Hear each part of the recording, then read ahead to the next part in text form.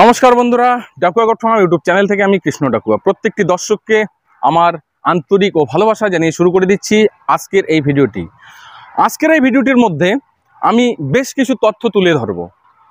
এই গ্রীষ্মকালে ছাগলের পরিচর্যা আমাদের ফার্মে কিভাবে নেওয়া হয়, গ্রীষ্মকালে কি কি সমস্যা আসতে পারে, আগের থেকে কি কি প্রিপারেশন নিতে হবে, এছাড়াও গ্রীষ্ম শেষ বর্ষার যে আগমন, এই সময়টাতে ছাগলের কোন ধরনের সমস্যাগুলি দেখা যাচ্ছে এবং কিভাবে পরিচর্যা করবেন।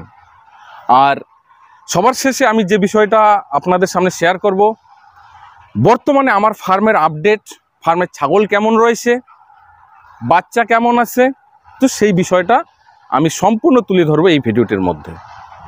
সম্পূর্ণ ভিডিওটি দেখার পর ভিডিওতে দেওয়া তথ্য যদি আপনাদের ভালো লাগে, ভিডিওতে একটা লাইক করতে ভুলবেন না। সঙ্গে ভিডিওটিকে বেশি বেশি করে শেয়ার করে দিয়ে সমস্ত নতুন নতুন ছাগল খামারি উদ্যোক্তা বন্ধুদের দেখার সুযোগ করে দেন। ডাকুয়া গোট ফার্ম ইউটিউব চ্যানেলে সমস্ত দর্শকদের জানাই স্বাগতম। বেকারত্ব দূরীকরণে আধুনিক কৃষি ও পশুপালন আলোচ্য বিষয়।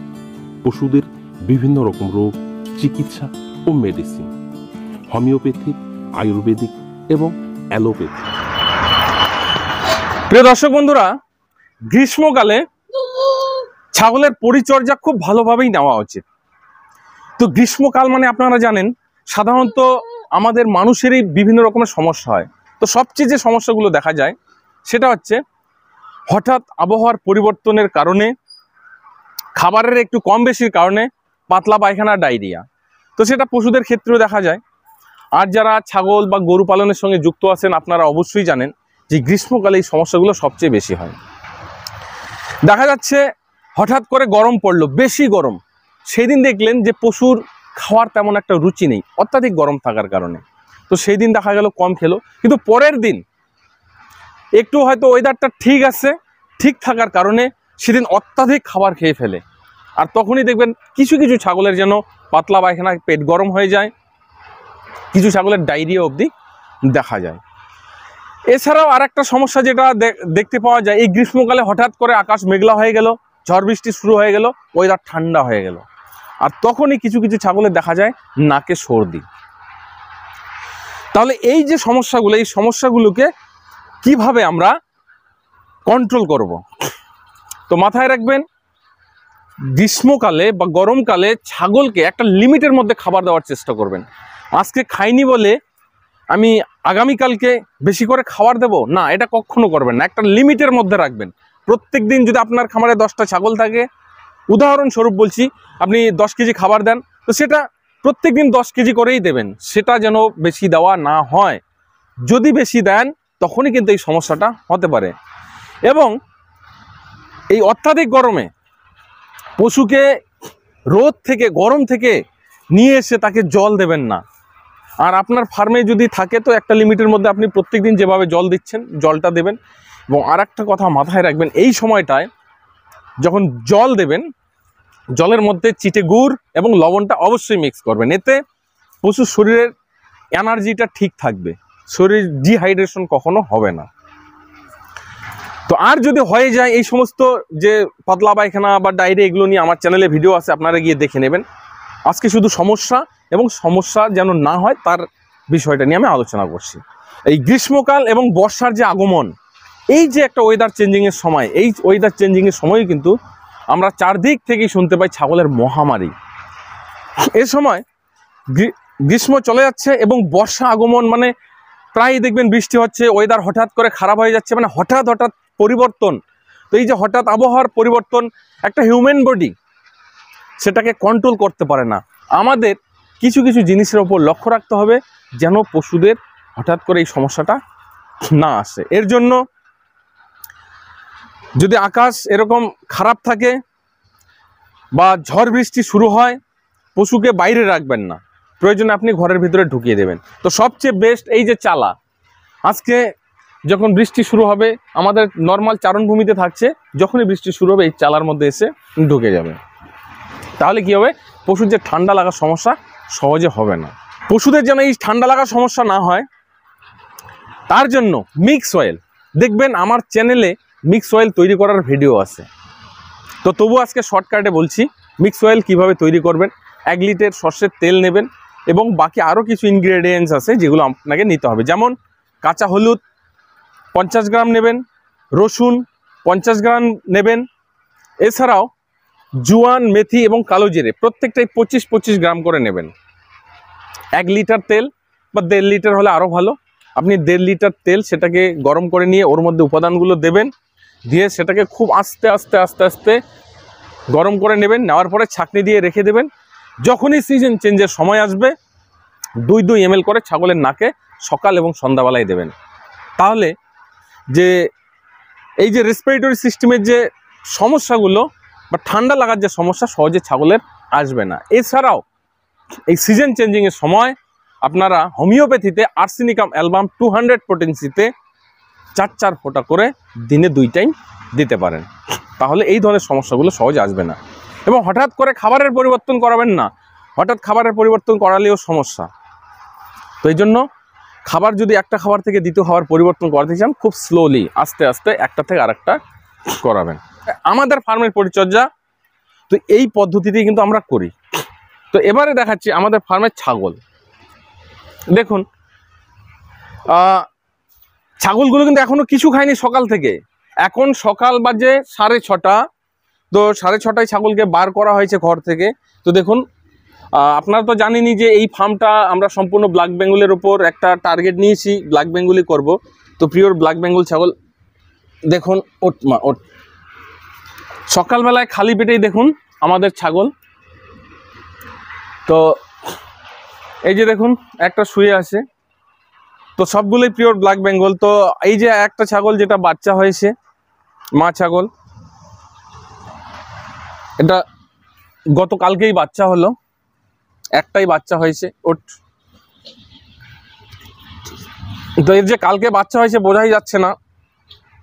আর অনেকে বলেন যে ব্ল্যাক বেঙ্গল ছাগলের নাকি বাচ্চা বেশি ভালো হয় না, দেখুন দুধ বেশি হয় না, বাচ্চার জন্য পর্যাপ্ত দুধ হয় না।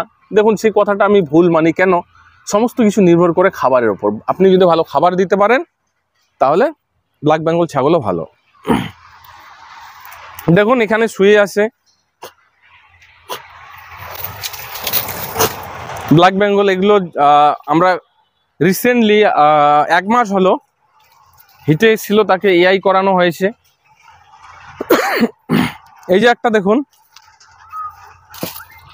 এটা প্রেগনেন্ট আছে, শুয়ে আছে, প্রেগনেন্ট আছে। তো বেশি দিন আর টানবে না। এই যে একটা দেখুন। তো অবশ্যই বন্ধুরা আপনারা কমেন্টে বলবেন আমাদের ছাগল কেমন রয়েছে। তো আরও বাকি ছাগলগুলোকে দেখাচ্ছি। এখন বেশ সবাই আরাম করতেছে, আজকে আকাশটাও মেঘলা। ম্যাক্সিমাম ছাগলগুলি শুয়ে আছে। তো এটা একটা বারবারির ব্রিডার। বারবারি তো সব শেষ করে দিলাম, বারবারি রাখবো না বলে আমি বারবারি সব বিক্রি করে দিলাম। সম্পূর্ণ ব্ল্যাক বেঙ্গলের উপর আমাদের এখন ফোকাস। তো দেখুন এই যে এইখানে একটা নতুন আমাদের মাদার গোট তৈরি হচ্ছে। এর বয়সটা খুব কম, এখন 6 মাস 7 মাস বয়স চলছে। এখনও কিন্তু হিটে আসেনি, আশা করি এর মধ্যে হিটে আসবে। তো এখানে দেখুন মা বাচ্চা শুয়ে আছে। বাচ্চাগুলো দেখুন, সেদিন ওজন করলাম, মানে অনেকে হয়তো বিশ্বাস করবেন না, সেটা তার ব্যক্তিগত ব্যাপার। বিশ্বাস করুন না করুন আপনাদের ব্যক্তিগত ব্যাপার। এই যে বাচ্চা বয়স হচ্ছে 1.5 মাস, মানে 45 দিন বয়স। 45 দিন বয়সে এই বাচ্চা 5.5 কিলো করে ওজন এসছে।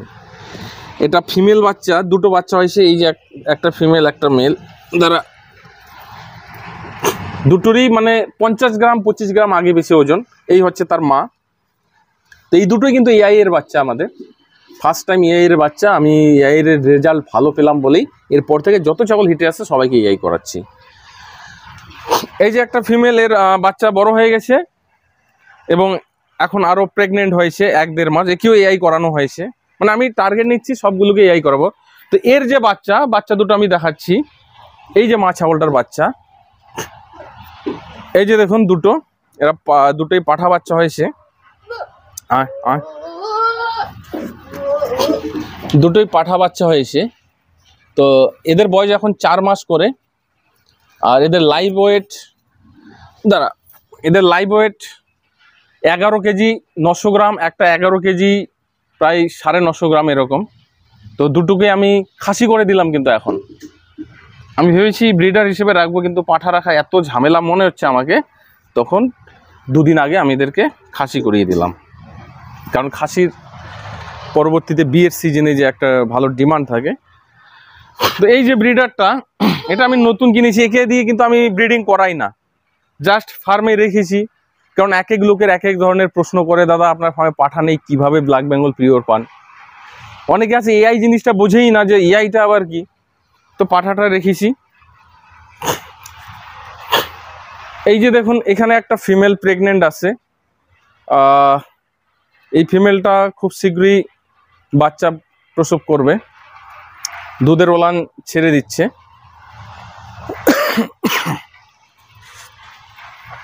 দুধের ওলান ছেড়ে দিচ্ছে। আর এই যে একটা মা ছাগল, এই যে এখনই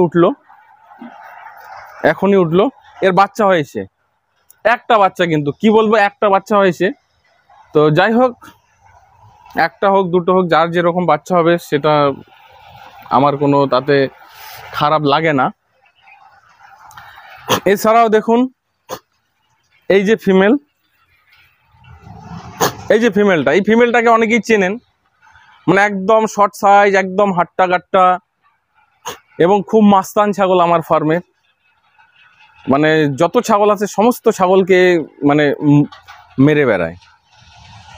তো ওর যে দুটো বাচ্চা দেখাচ্ছি, এর আগের বাচ্চাগুলো তো বিক্রি করা হয়েছে। আগের বাচ্চার এই যে ফিমেলটা রয়েছে, আর যেটা মেল ছিল ওকে খাসি করানো হয়েছিল, ও বিক্রি হয়ে গেছে। ওই ফিমেলটাও কিন্তু এখন প্রেগনেন্ট আছে, 1 মাসের প্রেগনেন্ট, বেশি নয়, 1 মাসের প্রেগনেন্ট, ফুল হোয়াইট কালার। তো এবারে যে ওই মাটার বাচ্চা, এবারে যে দুটো বাচ্চা, এই যে বাচ্চা দুটো, একটা মেল হয়েছে, একটা ফিমেল। তো এই বাচ্চাগুলোরও হাইট যে খুব ভালো সেটা না, এমনি ওজনের দিক দিয়ে যদি বলি, ওজন খুব সুন্দর। একটা মেল একটা ফিমেল। দেখুন, এখন এরা দুধ খাচ্ছে, টুকটাক ঘাস খাওয়া শিখেছে। মানে এরা তেমন একটা ভয় পায় না, মানুষের সঙ্গে মিশে থাকে। এরপরে বাকি আরো বেশ কিছু বাচ্চা আপনাদেরকে দেখাচ্ছি। এইখানে দেখুন, বাচ্চাগুলো সিঁড়িতে একদম সুন্দরভাবে শুয়ে আছে, জোগালি করছে। তো এখানে বেশ কিছু বাচ্চা রয়েছে, 12-13টা বাচ্চা রয়েছে। তো ওই যে সিঁড়িতে বাচ্চা রয়েছে 3খানা। তো ওই 3টাই কিন্তু ফিমেল বাচ্চা হয়েছে। তো আমার খুব ভালো লেগেছে, ফিমেল বাচ্চা 3টাই হয়েছে, এবং এদের যে কালার কম্বিনেশন একদম খুব ভালো লেগেছে। কারণ আমিও সাদা লাল এরকম অতটা পছন্দ করি না। ব্ল্যাক বেঙ্গল আমার ক্ষেত্রে যদি ব্ল্যাক বা এরকম কালার হয় আমার খুব ভালো লাগে। তো যাই হোক বন্ধুরা, ভিডিওটা অনেক লম্বা হয়ে গেল। তো অনেকে কমেন্ট করেছেন, যার জন্য আমি দেখালাম। তো এরকম আরও অনেক ছাগল আছে, সব ছাগল দেখানো সম্ভব নয়।